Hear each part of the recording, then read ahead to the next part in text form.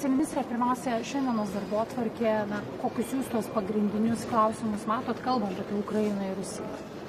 Tai pagrindinis klausimas, aišku, yra parama Ukrainai, kad vykstant dabar dėrybiniam procesui, kad parama Ukrainai nemažėtų, kad jinai būtų išlaikoma, toliau stiprinama. Ir čia, aišku, yra svarbu ir paskolų įšaldytų vadinamasis klausimas, kadangi finansiškai svarbu užtikrinti tolimesnį parama europinio pažado, ES pažado dėl 2 milijonų 155 amunicijos, kad pasiektume. Ir man atrodo, kad čia neblogai esam situacijoje, bet dar reikia pasitemti ir dar per mėnesį pabaigti sugeneruoti. Ir čia šito vietoje mes irgi prisidam ir jau šiais metais iki 13-14 tūkstančių esame suteikę Ukrainai paramos šios iniciatyvos kontekste. Ir aišku, tolesnės diskusijos dėl ES misijos, mokymo misijos Ukrainoje, dėl jos tam tikro restruktūrizavimo, veiksmingumo, kadangi jinai sėkminga, tai svarbu toliau tęsti. Mes žinome, kiek ilgai apskritai ES užtrunka visi klausimai svarstyti. Dabartinis kontekstas, kuriame ir susitinkama, tos taikos galimos dėrybos, kai yra suintensyvėjimas. Ar jūs jaučiate, kad Europos partneriai irgi labiau skuba, ar kad ir apie tą pačią paramą, pagalbą, įšaldyto turto panaudojimą kaip tik, sako, gal biškį luktelkim, pažiūrėkim, kuo baigsis? Tai nėra lengvos diskusijos, kaip žinome, tačiau visi suprantame, kad Ukrainai labai svarbi ta finansinė parama, kadangi per metus reikia didžiulio paketo finansinio iki 130-140 milijardų, tai čia akivaizdus, kad toksai labai stiprus finansinis šaltinis, kurį būtų galima čia ir dabar išnaudoti. Nes šalys jos prisideda, tačiau tokius resursus ir taip greitai surasti nėra taip paprasta. Tai kaip žinia, yra ir instrumentai europiniai, kuriuos irgi šiandien diskutuosime. Tai yra vadinamasis seifo mechanizmas, kuriame ir Lietuva prašo paskolų, ir čia irgi vertinamos yra galimybės ir šalis tos, kurios dalyvauja, kaip galėtų prisidėti prie Ukrainos. Taipogi tas vadinamasis EDIPAS, kuri yra Europos gynybos pramonės programa dar iki daugiametės finansinės perspektyvos. Ir čia irgi dalis Ukrainai. Tai yra dar šie instrumentai, kur irgi taipogi ES šalims labai svarbu matyti irgi išnaudoti ir padėti Ukrainai. Kalbant apie SAFE programą, vakar berods buvo terminas, kada šalys turi pateikti savo tuos projektus. Ką Lietuva pateikė, už kiek? Tai mes pateikėme už maksimalę sumą, kokią mums buvo suteiktos lubos, tos 6,375 milijardo eurų. Ir mes esame pateikę projektus, apie 50 projektų, kurie turėtų būti finansuojami. Ir dalis, aišku, bus nacionališkai, kadangi nacionalinė išimtis dar galioja iki kitų metų gegužės mėnesio pabaigos. Ir taipogi, aišku, tarptautiniai projektai, bendradarbiavimas, kadangi irgi čia seifo vienas iš tokių tikslų, kad irgi paremti europinę gynybos pramonę. Tai mūsų esam pateikę, toliau dirbsim, kadangi dabar prasidės irgi Europos komisijos vertinimas ir toliau žygiuos į tarybos sprendimus ir tada, kada ateisime iki pavasario mėnesio, kada bus galima tikėtis jau tų vadinamų tokių avansinių mokėjimų, kadangi didžioji dalis pačio finansavimo bus jau kitų metų antroje pusėje. Tie mūsų projektai, suprantu, kad gal ir negali detaliai jų atskleisti, bet jie orientuoti į technikos įsigijimus, į dvigubo paskirtį.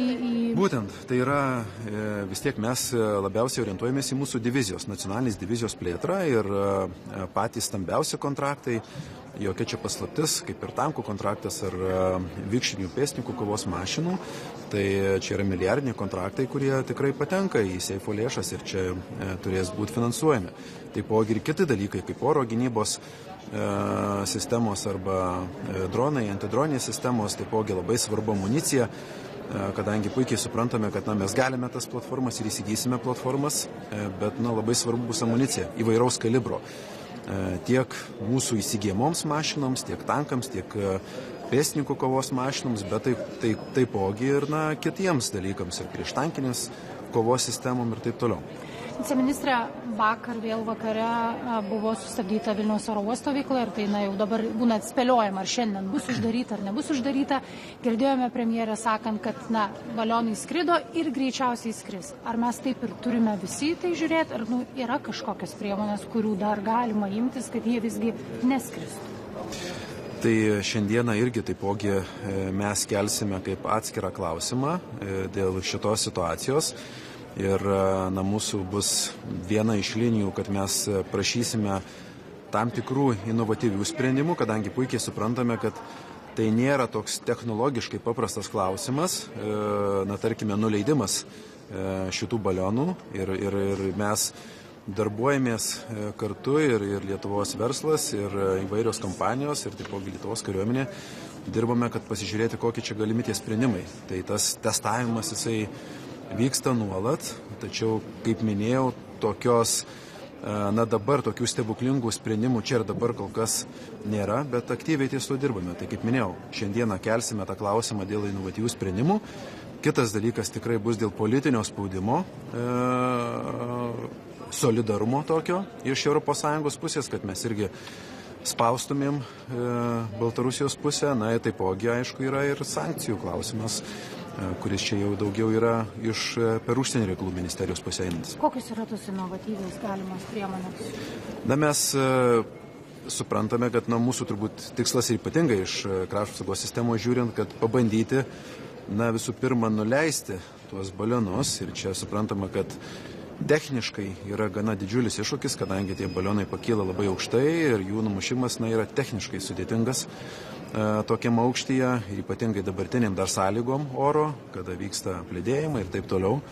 Tai bandome ir vertiname visokius sprendimus ir pasitelkėme taipogi ir partnerių paramą ir vertiname, ką gali pasiūlyti ir mūsų artimiausi sąjungininkai. O mes apie kokį čia laiko rėžį kalbame? Po poros savaičių, po mėnesio, po pusmečio gali būti bandomi jau tie technologiniai? Ne, tai jie vyksta ir dabar.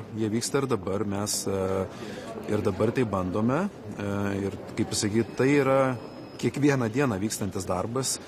Ir tai vyks tol, kol mes surasime tuos sprendimus. Kadangi tokia situacija yra, kad nėra dabar pasaulyje galbūt tokių, tos vadinamosios tokio magiško sprendimo, kad kaip čia juos nuleisti čia ir dabar, nes yra tam tikrų irgi rizikų.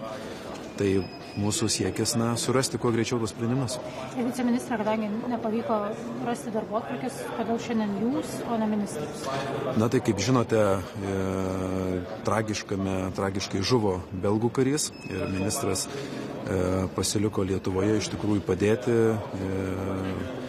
irgi išreikšti ir solidarumą ir visaip kaip paremti Belgijos